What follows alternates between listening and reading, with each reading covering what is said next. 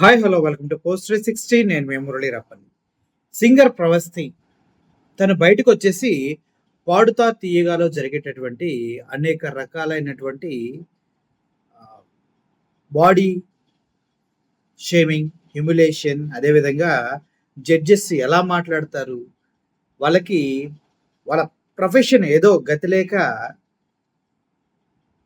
డబ్బులు తక్కువయ్యో లేదంటే ఇంకో విధంగానో అవసరాలుండి పెళ్ళిళ్ళలో పాడే వాళ్ళని ఎలా ట్రీట్ చేస్తారో ఇలా ప్రతి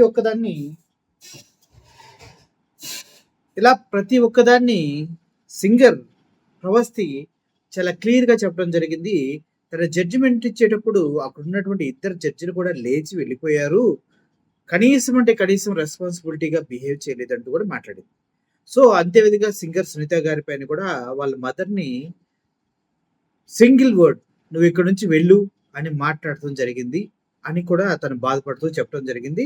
ఇలా తనని చాలా మోసం చేశారు, చాలా ఇబ్బంది పడ్డాను. ఫస్ట్ నుంచి అగ్రిమెంట్ ఏదో చేశాను కాబట్టి వాళ్ళతో ట్రావెల్ అయ్యాను. లేకపోతే నేను ఎప్పుడూ వచ్చేసేదాన్ని. నాకు నడుము కనిపించే విధంగా బట్టలేసుకోమన్నారు. అదేవిధంగా డాన్స్ స్టెప్పులు వేయించారు. సాంగ్స్‌కి కుళ్ళు జోకులు వేయమన్నారు. ఇలా చాలా విధాల అమ్మాయి తనకి జరిగినటువంటి అన్‌కంఫర్టబిలిటీని, తనకి జరిగినటువంటి ఆహ్, అన్యాయాన్ని ప్రశ్నిస్తూ ఒక వీడియోని రిలీజ్ చేయడం జరిగింది. ఆ తర్వాత దాని మీద చాలా చర్చలు జరుగుతున్నాయి. 'పాడుతా తీగ' అనేది ఆహ్, స్వర్గీయులు ఎస్‌పీబీ గారు చాలా గౌరవప్రదంగా స్టార్ట్ చేసినటువంటి ప్రాజెక్ట్. అంతేకాదు తను ఎప్పుడైతే ఎస్‌పీబీ గారు స్వర్గస్థులయ్యారో అప్పటి నుంచి దీన్ని వేరే వాళ్ళు రన్ చేస్తూ ఉన్నారు. అప్పటి నుంచే దీంట్లో ఇటువంటి చేంజెస్ వచ్చినాయి అని చెప్తూ ఉన్నారు. అంటే ఎలా డాన్స్‌లేయాలి, ఎటకారంగా మాట్లాడాలి ఇలా అనేసి. తిన్ను ఎవరైతే స్టూడియో నుంచి డ్రాప్ చేస్తారో వాళ్ళతో పాటు కోఆర్డినేటర్ కూడా వస్తాడంట. ఆయన కూడా గతంలా లేదు. ఇప్పుడు సిట్యుయేషన్ అంతా మారిపోయింది. సిట్యుయేషన్ తగ్గట్టుగా మనం కూడా మారాలి అంటూ తనని మొబిలైజ్ చేసే ప్రయత్నం కూడా చేశాడని చెప్పింది. సో ఇదంతా ఒక ఎత్తైతే సింగర్ సునీత గారు ప్రతిసారి తను వచ్చిన ప్రతిసారి సీరియస్‌గా ఉన్నారు. సీరియస్‌గా ఉన్నారు. తనెందుకు ఎంకరేజ్ చేయలేదో అర్థం కావట్లేదంటూ తను మాట్లాడటం జరిగింది. అయితే ఇవన్నీ తెలిసిన తర్వాత సింగర్ సునీత గారు తను మీడియా ముందుకొచ్చి ఎక్స్‌ప్లనేషన్ ఇవ్వడం జరిగింది. ఒకసారి సింగర్ సునీత గారు ఏం మాట్లాడుతున్నారో ఒకసారి వినండి.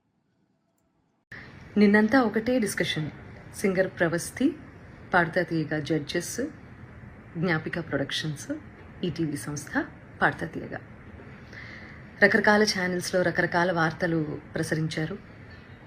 అండ్ ఆ అమ్మాయి చాలా యూట్యూబ్ ఛానల్స్కి ఇంటర్వ్యూ ఇచ్చింది.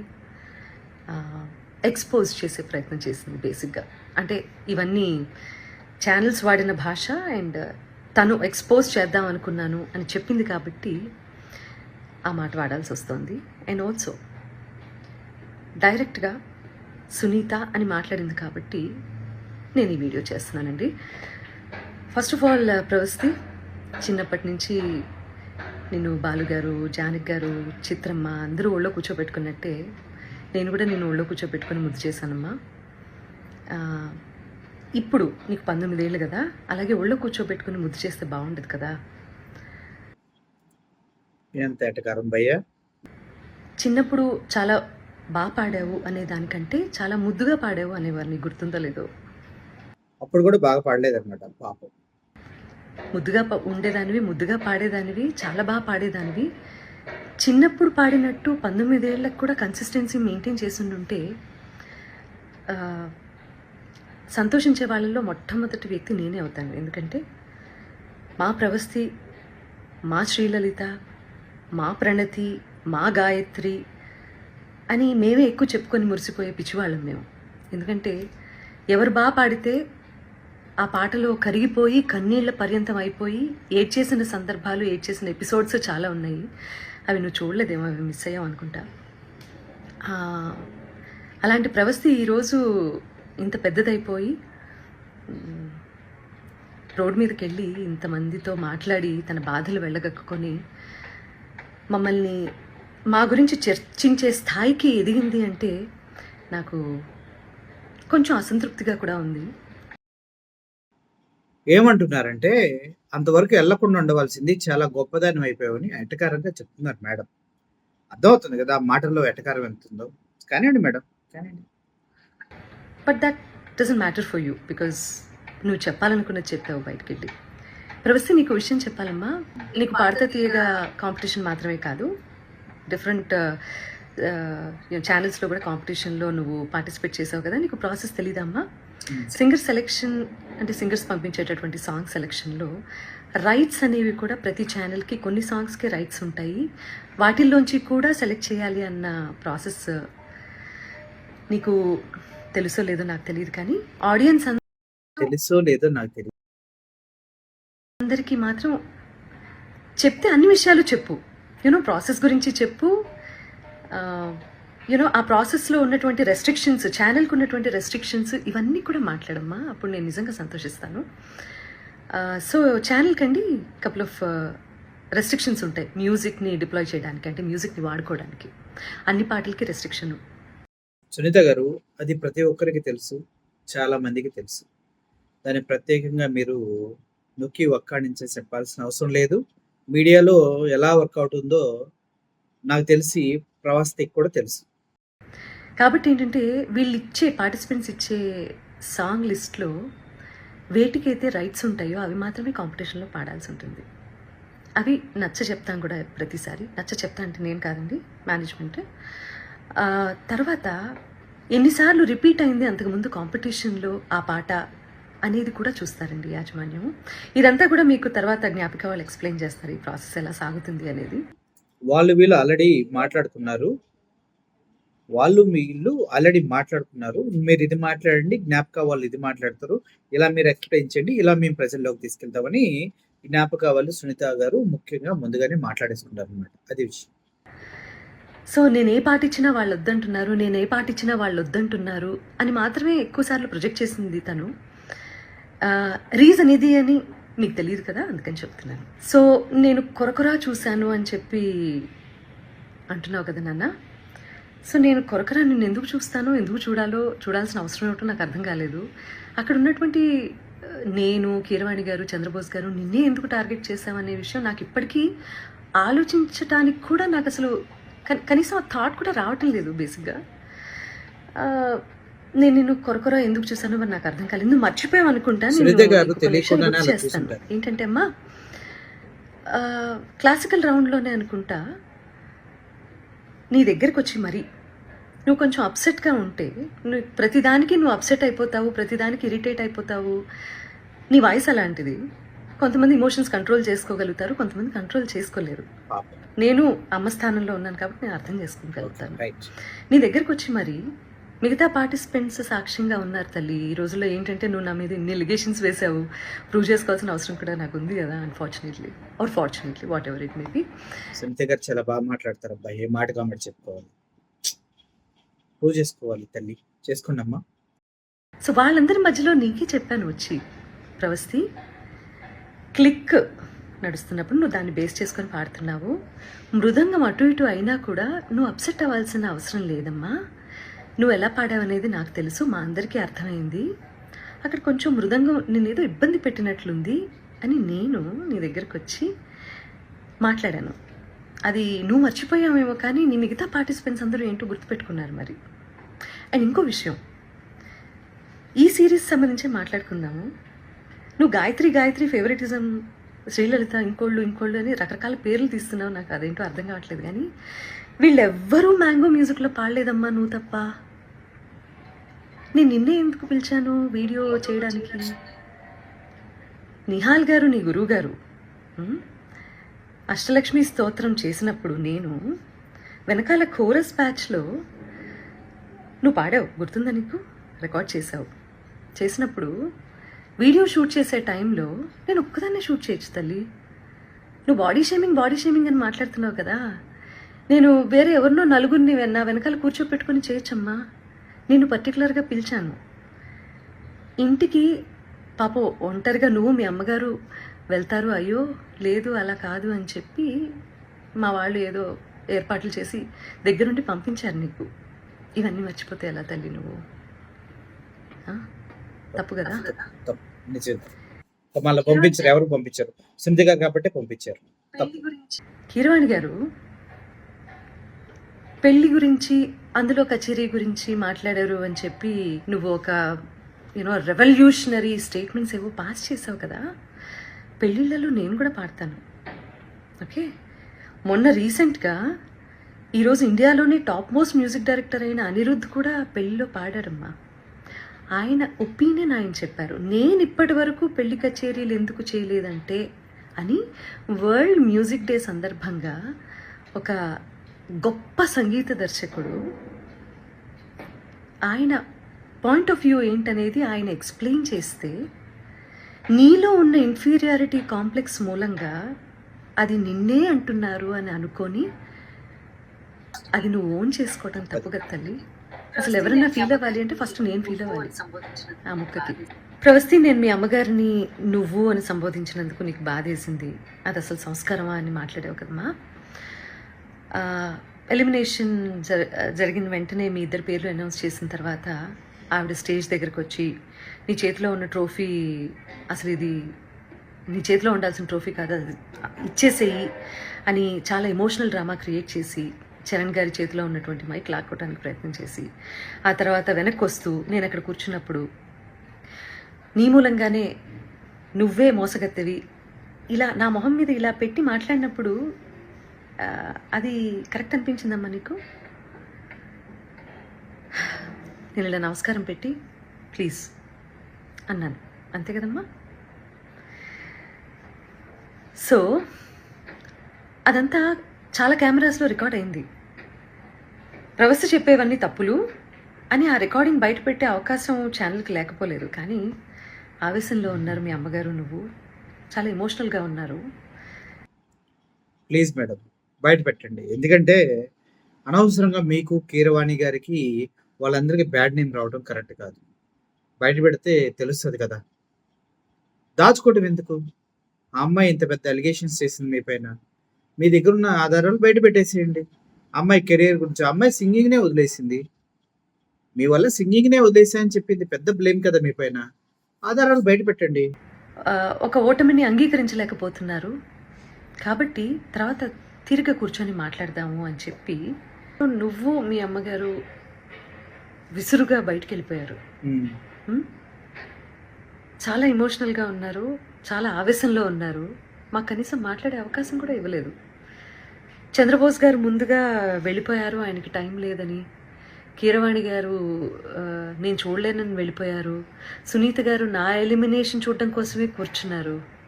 చాలా తప్పు మాట్లాడావమ్మా, చాలా చాలా తప్పు మాట్లాడావు. అలా మాట్లాడింది.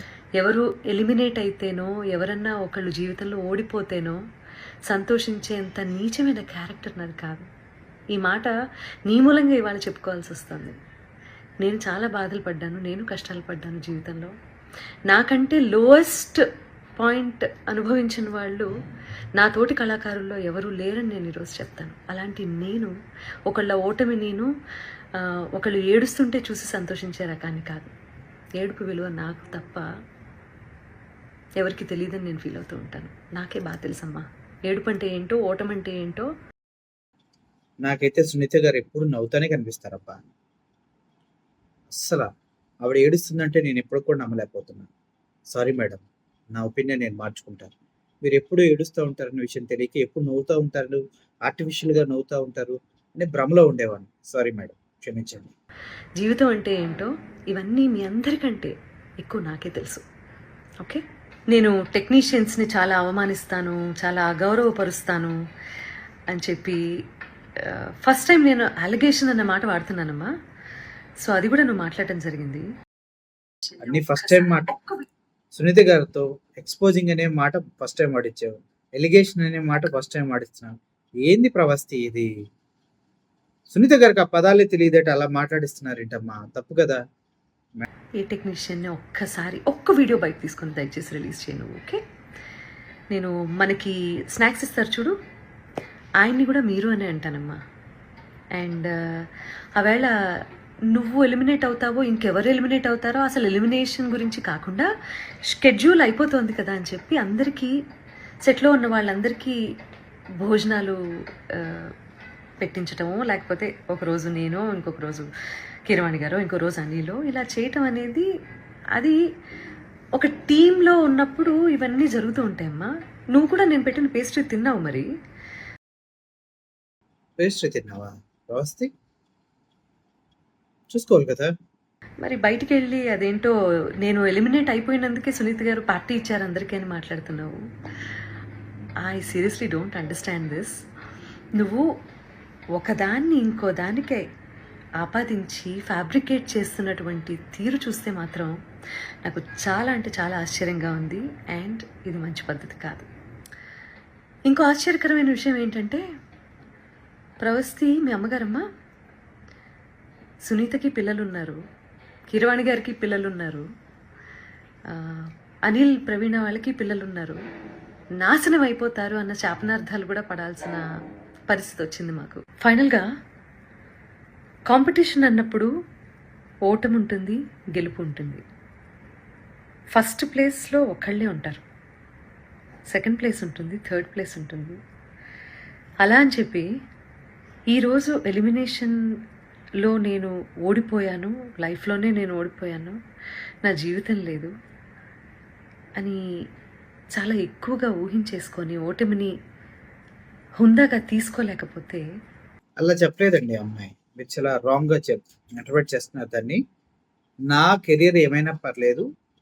పాడుతా తీయగాలో జరిగేటటువంటి తప్పుల్ని ఎక్స్‌పోజ్ చేసి నేను బయటికెళ్ళిపోతా. నాకసలు స్టేజ్ షోలు ఇంక చేయను అని అమ్మాయి ఫిక్స్ అయింది.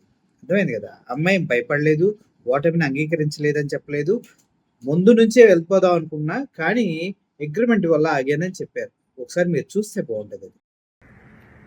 లైఫ్లో ఏవి నేర్చుకోవటానికి బ్రెయిన్ ఆ రకంగా పనిచేయదు. సీనియర్స్ అంటే రెస్పెక్ట్ ఉండాలి. అలాంటి రెస్పెక్ట్తోనే మేము ఇన్నాళ్ళు వాళ్ళు ఒక మాట అన్నా కూడా, మా పాటలు పాడించి తీసేసినా కూడా ఇలా ఛానల్స్కి వచ్చి ఎవరూ ఇంటర్వ్యూలు ఇవ్వలేదు. అది మేము మా గురువుల దగ్గర నుంచి మేము నేర్చుకున్నటువంటి విద్య. ఎవడేమన్నా కూడా మెలకుండా ఉండాల. అది మీరు గుర్తుపెట్టుకోండి. అన్యాయం జరిగినా కూడా మాట్లాడొద్దు. అప్పుడే జీవితంలో పైకొస్తాం ప్రతి ఒక్కళ్ళం. సునీత మేడం గారు చాలా క్లియర్‌గా చెప్పారు. గురువుల దగ్గర నుంచి మనం ఏం నేర్చుకోవాలంటే, మనకి అన్యాయం జరిగినా, మనల్ని బాధించినా, మనల్ని చివరికి ఏమంటారు? నువ్వొచ్చి ఏడో పొజిషన్‌లోనో, ఆరో పొజిషన్‌లో చాకిరీ చేయమన్నా కూడా మెదలకుండా ఉండాల. చాకిరోళ్ళం కదా మనం. మేడం గారు చెప్పారు. కాబట్టి ఈ జనరేషన్ అందరూ కూడా దయచేసి జనరేషన్ అంతా ఎందుకులే మేడం. మా జనరేషన్‌తో ఎందుకు? వీళ్ళంతా short tempered, aggressive, short decision తీసుకుంటారు. ఎక్కడైనా ఏదైనా జరిగితే మొహం మీదే అడిగేసే బ్యాచ్ ఇది. ఈ జనరేషన్ నుంచి మనకెందుకులేండి పండి. చాలా ఓవర్‌గా రియాక్ట్ అవ్వడం, ఓవర్‌గా సెన్సిటైజ్ చేసి టాపిక్‌ని అసలు ఎక్కడ ఇంప్రూవ్ అవ్వాలన్న విషయాన్ని మర్చిపోయి ఇలా బిహేవ్ చేయటం అనేది కరెక్ట్ కాదని చెప్తూ జనరేషన్ మొత్తానికి చెప్పారు మేడం. కరెక్ట్ కాదంట. జాగ్రత్త. ఓవర్ సెన్సిటివ్‌గా ఉండకండి. మీరికేం జరిగినా కూడా ఇంట్లో ఉండి మూసుకొని కూర్చోవడం తప్పించి బయటకొచ్చి మాట్లాడొద్దు. మాట్లాడితే పేర్లు తీస్తే అందరూ పాపం ఇబ్బంది పడిపోతారు కదా మరి. జాగ్రత్త. పేరెంట్స్ కూడా పిల్లల్ని మంచి మార్గంలో, నాన్న నీకు తెలిసింది తక్కువే, తెలుసుకోవాల్సింది ఇంకా చాలా ఉంది అని చెప్పి వాళ్ళని ఎంకరేజ్ చేసే దిశగా మీరు కూడా వాళ్ళతో ఉంటారు అని చెప్పి ఆశిస్తూ, ఎందుకంటే తల్లి తండ్రి తర్వాత గురువు, ఆ గురువు స్థానంలో మా ముగ్గురిని చూసే మీరు కాంపిటీషన్కి వచ్చారు. మరి ఎన్ని చెప్పారు మేడం. చెవులో ఈపీలో ఏదో మాట్లాడారంట. దాని గురించి ఎందుకు మాట్లాడట్లేదు మీరు? ఒకవేళ తర్వాత ఏమైనా ఉందా? ఈపీలో అమ్మాయికి హై పిచ్ వస్తది, లో పిచ్ ట్రై చేస్తది. ఈసారి గ్యారంటీ మీరు చెప్పండి అని ఏదో చెప్పారంట. దాని గురించి ఎందుకు మాట్లాడరు? దాని గురించి చెప్పారా ఇక్కడ? గెలిచినప్పుడు వచ్చి కాళ్ళకి దండం పెట్టారు. కాళ్ళకి దండం పెడతారు. ఇయన్నీ పాత సంప్రదాయాలు. ఇప్పుడు యూత్‌కి చెప్పకండి. ఆల్రెడీ మీరు మెసేజ్ ఇచ్చారు కదా యూత్‌కి. మమ్మల్ని ఓడిపోయినప్పుడు ఇలా బయటికెళ్ళి మా గురించి మీకేది నచ్చితే అది మాట్లాడుతున్నారు. ఇది మంచి పద్ధతి కాదు. ఇది ఒక జనరేషన్ డేంజర్లో పడేసేటటువంటి ఒక సిచ్యువేషన్. Sorry madam. దీనికి మేము అగ్రీ కాము. జనరేషన్ ఎందుకు డేంజర్‌లో పడతది? అంటే తప్పు జరిగితే ప్రశ్నిస్తే డేంజర్‌లోకెళ్తదా? ప్రశ్నించకపోతే డేంజర్‌లోకెళ్తది.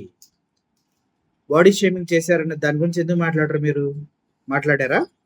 ఆ అమ్మాయి డ్రెసెస్ కంఫర్ట్ లేవన్నప్పుడు ఎందుకు ఫోర్స్‌ఫుల్‌గా యేసుకొనిచ్చారు? మాట్లాడారా? మాట్లాడరు. మీరు కంఫర్టబుల్‌గా మీరు ఒకవైపు నుంచి మాట్లాడుకుంటూ వెళ్ళిపోతూ, ఈ జనరేషన్‌ని మీరు ఏదో మెసేజ్‌లు ఇచ్చుకుంటూ పోతే తప్పండి. అలా ఇవ్వకండి. కాబట్టి ఆచితూచి మాట్లాడండి. ఆచితూచి నిర్ణయం తీసుకోండి. ఒకవేళ మేము ఆల్రెడీ సాధించేసాము లైఫ్‌లో అని అనుకున్నప్పుడు దయచేసి కాంపిటీషన్‌కి రాకండి. హుహు. ఓకే. జడ్జి‌లుగా ఎళ్ళొచ్చు కదా మేడం సాధించేసామన్నప్పుడు? జడ్జి‌లకెళ్ళి ఎవరు కావాలో వాళ్ళకి. రియాలిటీ షోలంతా ఎలా జరుగుతాయో మా అందరికీ తెలుసు. స్క్రిప్టెడ్ ఉంటదని తెలుసు. ముందుగానే అందరూ ఫిక్స్ అయిపోతారని తెలుసు. మసాలా నూరే వాళ్ళకి ఇంపార్టెన్స్ ఉంటదని తెలుసు. ఎవరినైతే గెలిపించాలో వాళ్ళనే గెలిపించి పంపిస్తారని కూడా మాకు తెలుసు. అయినా కూడా మీరు మంచిగా చెప్తున్నారు మేడం. చెప్పండి. కాంపిటీషన్‌కి వస్తే మీరు మంచి మార్కులు తీసుకోవాల్సొస్తుంది. హ్మ్. సలహాలు, సూచనలు తీసుకోవాల్సొస్తుంది. ఓకే. కాబట్టి ఆచితూచి నిర్ణయం తీసుకోండి. ఆహ్, అందరూ కొనుక్కొని తూచుకోవడానికి.